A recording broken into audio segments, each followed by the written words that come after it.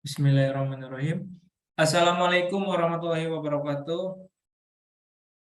Waalaikumsalam warahmatullahi wabarakatuh. Waalaikumsalam warahmatullahi wabarakatuh. Alhamdulillahirabbil alamin wa bihi nasta'in wa ala umuri dunya waddin wassalatu wassalamu ala asrofil anbiya'i wal mursalin amma ba'du. Yang pertama, mari kita panjatkan puja dan puji syukur kehadirat Allah Subhanahu wa taala yang telah melimpahkan rahmatnya kepada kita semua. Salawat serta salam semoga tercurahkan kepada junjungan kita yakni Habibina wa Safina wa Maulana Muhammad sallallahu alaihi wasallam. Yang pertama, yang terhormat kepada dosen analis kebijakan yaitu Pak Arif Nugroho, dan yang saya banggakan teman-teman kelompok 3 ini ya, yang terdiri dari saya sendiri, Rizky Alfian, Ila Setiani, Mas Yayu Indah, Nugi Nurdiansyah, Resti Mastia, Sri Astuti Handayani, Tatu Nurdini, dan Yuni Dwi Cahyani. Di sini saya sebagai moderator akan memandu jalannya pemaparan kinerja kelompok 3 yang bertemakan strategi pemerintah dalam membuat kebijakan Undang-Undang Cipta Kerja tahun 2020. Yang dimana di dalam Undang-Undang Cipta Kerja ini masih terdapat banyak problem-problem yang harus dikaji lebih mendalam. Kenapa masyarakat utamanya yaitu mahasiswa sangat menolak keras tentang adanya Undang-Undang Cipta Kerja ini. Sebelum memahami itu, kita harus memahami dulu Undang-Undang Cipta Kerja itu apa sih. Nah, di sini akan diperjelas oleh rekan-rekan saya tentang apa sih Undang-Undang Cipta Kerja itu, dari pengertian dan tujuannya nanti akan dipaparkan oleh pemateri-pemateri yang ada di kelompok 3. Untuk mempersingkat waktu, saya akan memberikan waktunya kepada pemateri. Yang pertama itu kepada saudara Sri Astuti Handayani. Untuk itu saya persilahkan. Baik, terima kasih kepada moderator. Sebelumnya, apakah suara saya terdengar? Terdengar jelas. Ya, baik. Di sini saya akan menjelaskan tentang pengertian Omnibus Law. Definisi Omnibus Law diawali dengan adanya kata omnibus, yang merupakan bahasa Latin dengan arti untuk semuanya. Kata omnibus apabila digabungkan dengan kata law atau hukum, maka akan membentuk sebuah arti baru, yaitu hukum untuk semua. Nama dari Omnibus Law yang sering dikenalkan adalah Omnibus Bill. Lebih sederhananya, dari pengertian di atas dapat diterjemahkan mengenai pengertian dari Omnibus Law atau Omnibus Bill adalah undang-undang yang dapat mengubah beberapa undang-undang sekaligus.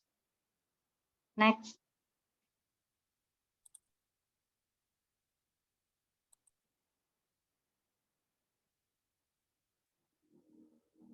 Tujuan Omnibus Law. Yang pertama yaitu untuk mengatasi konflik peraturan perundang-undangan secara cepat, efektif, dan efisien. Yang kedua, menyiapkan pemerintah baik di tingkat pusat maupun di tingkat daerah untuk menunjang iklim investasi. Yang ketiga, pengurusan perizinan lebih terpadu, efisien, dan efektif. Yang keempat, mampu memutus rantai birokrasi yang berlama-lama. Yang kelima, meningkatnya hubungan koordinasi antar instansi terkait karena telah diatur dalam kebijakan Omnibus Regulation yang terpadu. Dan yang terakhir yaitu adanya jaminan kepastian hukum dan perlindungan hukum bagi pengambil kebijakan. Terima kasih, saya kembalikan kepada moderator. Baik, terima kasih banyak kepada pemateri Resti telah memaparkan pengertian Omnibus Law dengan sangat baik. Untuk pemateri selanjutnya yaitu Tatu Nurdini, kepadanya saya persilahkan.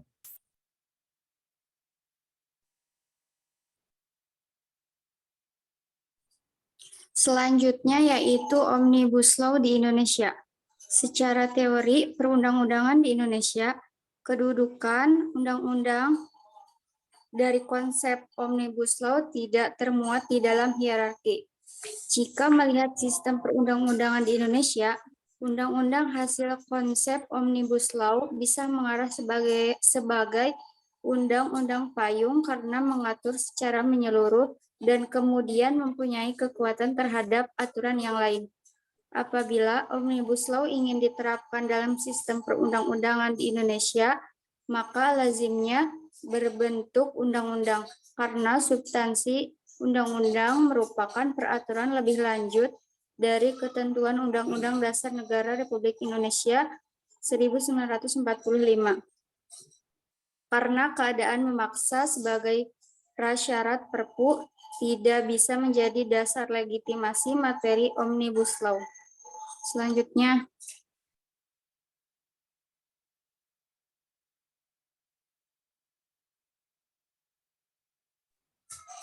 permasalahan RUU Cipta Kerja dengan konsep Omnibus Law pada klaster ketenagakerjaan terdapat penghapusan cuti, melahirkan serta pemberian pesangon kepada pekerja yang di PHK. Undang-Undang Nomor 13 Tahun 2003 tentang Ketenagakerjaan menjelaskan bahwa harus ada cuti bagi wanita yang melahirkan dan pemutusan hubungan kerja adalah pemutusan hubungan kerja karena satu hal tertentu yang mengakibatkan berakhirnya hak dan kewajiban antara pekerja atau buruh dan pengusaha. 13. Hubungan kerja antara perusahaan atau pengusaha dengan pekerja secara yuridis. Penerima kerja atau pekerja memiliki prinsip kebebasan karena negara kita tidak menghendaki adanya praktik perbudakan yang dilakukan oleh siapapun. Saya kembalikan kepada moderator. Baik, terima kasih banyak kepada pemateri Tatu Nurdini karena telah memaparkan materinya dengan sangat baik. Untuk selanjutnya akan dipaparkan oleh pemateri Yuni Dwi Jayani, kepadanya saya persilakan.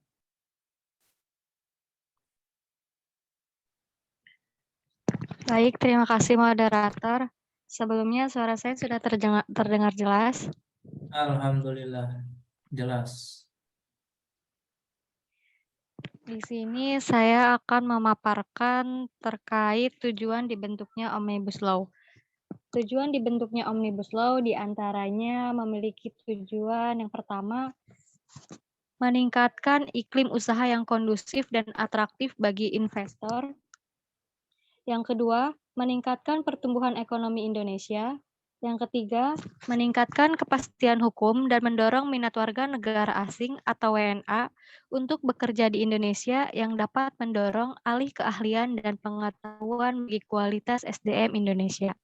Dan yang terakhir yaitu mendorong kepatuhan sukarela wajib pajak atau WP dan menciptakan keadilan berusaha antara pelaku usaha dalam negeri dan pelaku usaha luar negeri. Selanjutnya saya kembalikan ke moderator. Baik, terima kasih banyak kepada Yuni Dwi Cahyani. Untuk selanjutnya pemateri Ila, kepadanya saya persilakan. Baik, terima kasih moderator. Apakah suara saya terdengar? Baik, terdengar jelas Ila. Di sini saya akan memaparkan tentang landasan teori. Maraknya perbincangan mengenai Omnibus Law tidak diimbangi dengan tingkat pemahaman masyarakat di Indonesia mengenai konsep Omnibus Law itu sendiri. Definisi Omnibus Law dimulai dari kata omnibus. Kata omnibus berasal dari bahasa Latin yang artinya untuk semuanya. Di dalam Black Law Dictionary, Nin Edition, Brian A. Gerner disebutkan bahwa omnibus merupakan di mana yang berkaitan dengan atau berurusan dengan berbagai objek atau item sekaligus, termasuk banyak hal atau memiliki berbagai tujuan. Bila digandeng dengan kata law, maka dapat didefinisikan sebagai hukum untuk semua, menurut Sajipo Raharjo. Terima kasih, saya kembalikan kepada moderator. Baik, terima kasih. Selanjutnya akan dipaparkan oleh Resti Mastia. Baik, terima kasih kepada moderator. Secara Omnibus Law merupakan sebuah konsep yang akan diterapkan pada 4 rancangan undang-undang yang kesemuanya merupakan usulan dari pihak pemerintah. RUU yang menganut konsep Omnibus Law yakni RUU tentang Cipta Lapangan Kerja, RUU tentang perpajakan, dan RUU tentang Ibu Kota Negara. Untuk RUU Cipta Lapangan Kerja sendiri memiliki 11 klaster pengaturan. Dari 11 klaster tersebut, sedikitnya terdapat 3 klaster yang telah menjadi perhatian Ombudsman RI, yakni klaster penyederhanaan perizinan tanah, persyaratan investasi, dan kemudahan berusaha. Terima kasih. Baik, terima kasih kepada Resti. Untuk selanjutnya akan dilanjutkan oleh Mas Yayu. Kepadanya saya persilakan.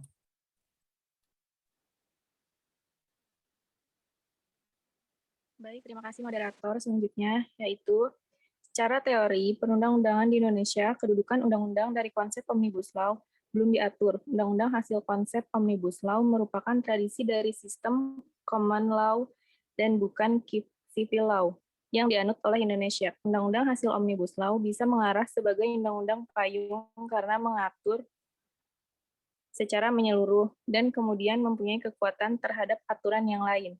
Tetapi Indonesia justru tidak menganut undang-undang payung karena posisi seluruh undang-undang adalah sama, sehingga secara teori peraturan perundang-undangan apabila ingin dijadikan perundang-undangan payung, maka kedudukannya harus diberikan legitimasi dalam Undang-Undang Nomor 12 Tahun 2011 tentang pembentukan peraturan perundang-undangan.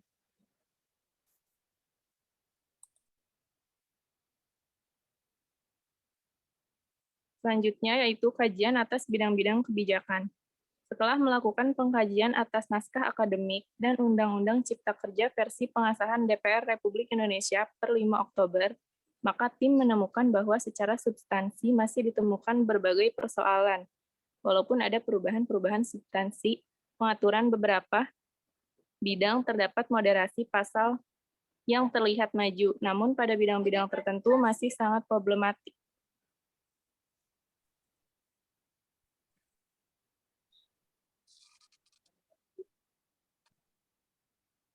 Baik, terima kasih kepada Mas Yayu karena telah memaparkan materinya. Untuk selanjutnya akan dilanjutkan oleh Nugi Nurdiansyah. Kepadanya saya persilahkan. Oke, saya ambil alih. Terima kasih moderator. Yang pertama, satu, peningkatan ekosistem investasi dan kegiatan berusaha. Itu suaranya? Ada aman. Saya ulangi ya. Yang pertama ada peningkatan ekosistem investasi dan kegiatan berusaha. Ada 4 isu di dalam bidang ini yang meliputi kemudahan investasi, tata ruang, kehutanan, dan lingkungan hidup. Yang kedua, ketenaga kerjaan.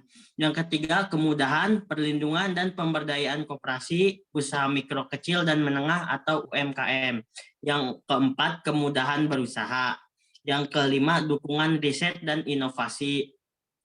Yang keenam, pengadaan tanah. Yang ketujuh, pelaksanaan administrasi pemerintahan. Yang kedelapan, penerapan sanksi, khususnya sanksi pidana. Next. Kelemahan Omnibus Law itu ada 3. Yang pertama, membuka peluang akan ditolaknya pada saat paripurna atau judicial review terhadap kebijakan Omnibus Regulation yang diterbitkan.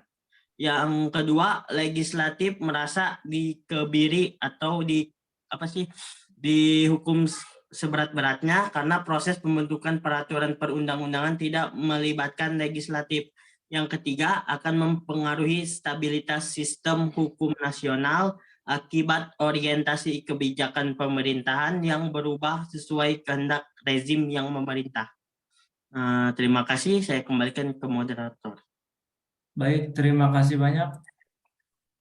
Sebelumnya saya ucapkan terima kasih banyak kepada ketujuh pemateri yang telah memaparkan materinya. Di sini saya akan memperjelas tentang kerangka teori yang akan dikaji oleh kelompok 3 ini. Ya, yang dimana kelompok 3 ini akan membahas tentang Omnibus Law, turutnya di dalam permasalahan investasi negara asing atau investasi luar negeri.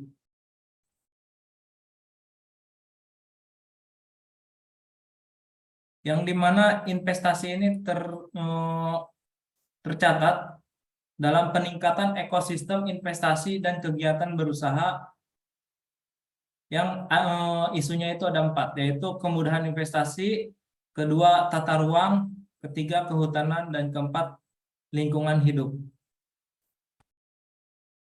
Di mana yang kita tahu sebenarnya negara asing itu sangat bagus karena sudah mau berinvestasi ke negara kita, yaitu negara Indonesia.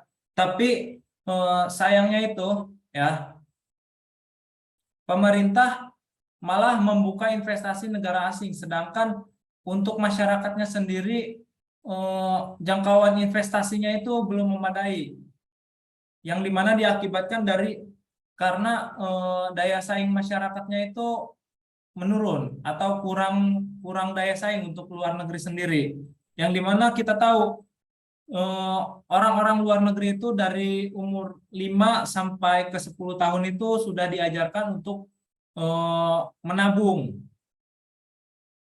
sudah diajarkan untuk gaya hidup hemat, ya. Dari umur 10 sampai 15 tahun, dari umur 10 sampai 17 tahun, nah, mereka itu sudah diajarkan investasi kecil-kecilan, ya. Jadi dari umur mereka menginjak lulus SMA itu, ya, mereka sudah bisa atau paham tentang investasi saham. Nah, jadi daya saing masyarakat Indonesia dengan daya saing masyarakat luar negeri itu hampir perbandingannya 60-70%. Nah, di sini yang akan dikaji permasalahannya yang pertama, pendidikan di Indonesia sangat minim, ya. Yang kedua, karena minimnya pendidikan itu mengakibatkan daya saing yang berkurang. Nah, pendidikan harusnya sebelum pemerintah membuka investasi luar negeri, pemerintah harus membenarkan dulu pendidikan di Indonesia, yang dimana yang harus dibenarkan dari umur 5 sampai 10 tahun itu masyarakat atau generasi penerus anak-anak itu harus benar-benar disiplin, ya. Ada yang namanya TK atau PAUD. Nah, di TK atau PAUD itu pemerintah harus memberikan layanan yang benar-benar memadai gitu. Karena apa? Nanti masyarakatnya sendiri, ya, itu anak-anaknya itu akan bisa berdaya saing dengan tinggi. Tidak ada lagi aturan-aturan yang akan dilanggar oleh masyarakat kita karena pendidikan yang memadai. Nah, sedangkan di Indonesia untuk sekarang pendidikannya itu kurang memadai. Maka dari itu banyak aturan-aturan yang dibuat oleh pemerintah, namun banyak sekali masyarakat yang belum sadar, masyarakat yang masih melanggar. Itu diakibatkan oleh pendidikan. Nah, untuk yang kedua, di Indonesia, ya, itu anak-anaknya belum diajarkan bagaimana cara berinvestasi. Orang-orang yang berhasil investasi itu belajar sendiri. Jadi dari pemerintahnya itu tidak ayo masyarakat Indonesia belajar berinvestasi. Tidak. Pemerintah sendiri belum mengajak itu. Seperti itu. Makanya negara-negara Indonesia ini masyarakatnya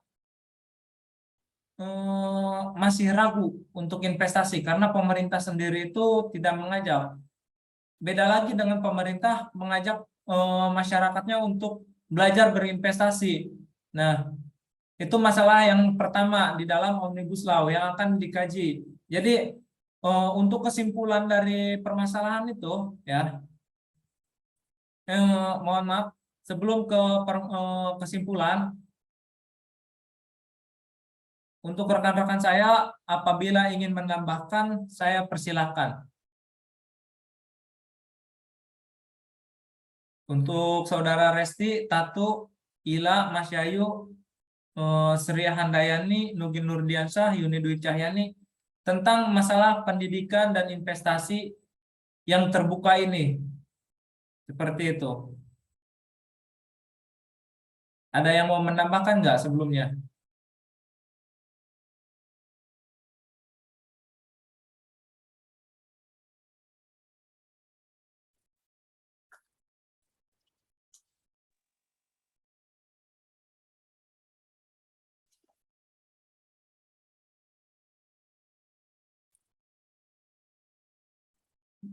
Tidak ada? Baik, saya akan lanjutkan. Untuk kesimpulannya, ya, jika pemerintah ingin menciptakan suatu kebijakan atau aturan yang mengikat masyarakatnya, itu harus diperhitungkan dulu apakah masyarakatnya sendiri itu sudah mampu untuk menguasai itu semua, sudah mampu berdaya saing dengan luar negeri, ya. Utamanya itu negara-negara seperti Cina, ya, seperti itu. Negara Cina udah banyak sekali investasinya di negara Indonesia. Itu yang harus menjadi pertimbangan. Nah, di sini kita tahu bahwa Omnibus Law ini, ya, adalah suatu kebijakan yang mengikat semua aturan disatukan di dalam Omnibus Law, tapi kebijakan itu malah membuat permasalahan yang baru gitu. Jadi pemerintah memecahkan suatu masalah malah menimbulkan masalah yang lainnya. Di dalam kerangka teori ini nanti akan distorkan, ya, jika dari dosennya memberitahu gitu atau memberi bahwa tugas ini harus dikirimkan dari hard file atau berbentuk makalah seperti itu. Nanti akan dikirimkan untuk lebih lanjutnya. Ini di dalam pemaparan yang telah kami sampaikan, yang kelompok 3 ini sampaikan, itu hanya mengenai apa sih Omnibus Law, seperti itu. Untuk gambaran kerangka teorinya sendiri, saya tadi sudah memperjelas bahwa yang akan dibahas itu tentang investasi dan pendidikan di negara Indonesia, seperti itu. Jadi cukup sekian dari pemaparan materi kelompok 3 ini. Bila ada salah kata atau kata-kata yang masih acak-acakan, mohon dimaafkan. Sebelumnya saya akan absen terlebih dahulu tentang kelompok 3 yang hadir pada pertemuan sore hari ini. Yang pertama itu Sri Astuti, mana? Hadir. Tolong diangkat tangannya, ya. Selanjutnya Tatu Nurdini.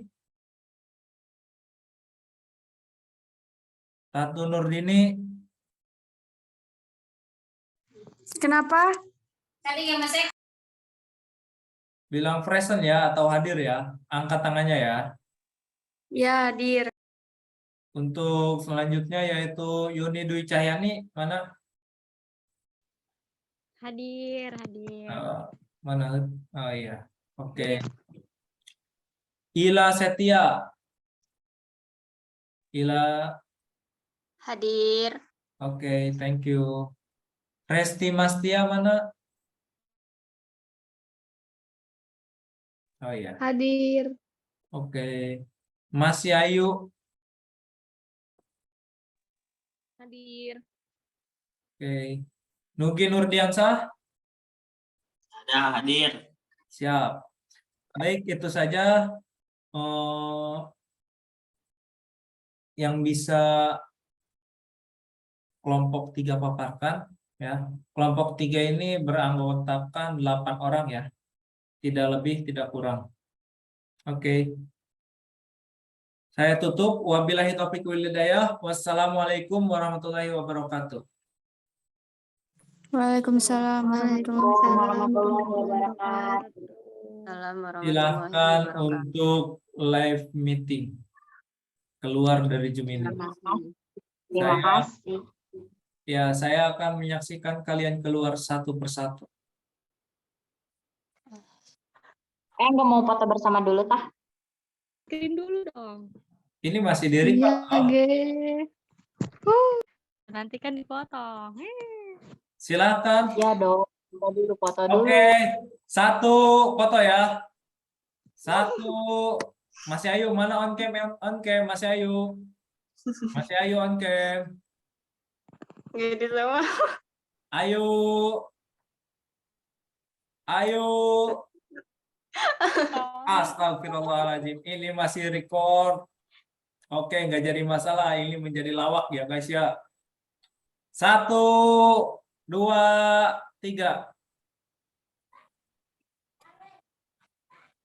Udah belum. Oke. Udah lah.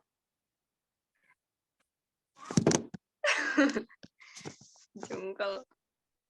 Oke, sudah. Silakan live. Izin keluar. Ya.